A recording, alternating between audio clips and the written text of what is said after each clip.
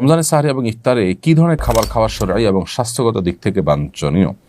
স্বাস্থ্যগত দিক থেকে আমাদের সাহরি এবং ইফতারিতে কী ধরনের খাবার থাকা দরকার সেটা অবশ্য স্বাস্থ্য বিশেষজ্ঞগণ খুব ভালো বলতে পারবেন। তবে আমরা সবাই কমন কিছু বিষয় জানি।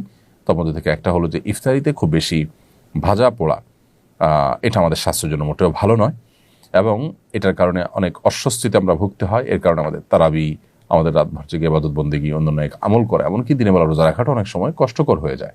এই জন্য আমাদের স্বাস্থ্য ভালো থাকে সেরকম খাবার আমাদের খাওয়া উচিত। ভাজা পোড়া, অতি ঝাল, অতি মিষ্টি, যেগুলো আমাদের স্বাস্থ্যের জন্য ভালো নয় সেগুলো আমাদের অ্যাভয়েড করা উচিত, অন্তত রমাদানে ইবাদতের প্রয়োজন হলেও। দ্বিতীয়ত হলো আমরা ইফতার এবং সাহরিতে খেজুর অবশ্যই রাখার চেষ্টা করব।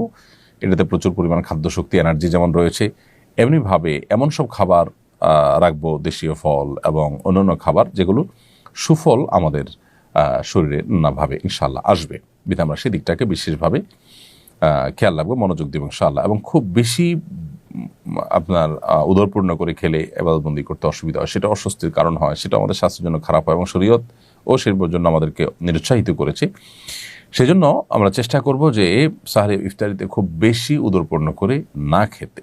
এই চেষ্টা আমাদের মধ্যে থাকতে হবে।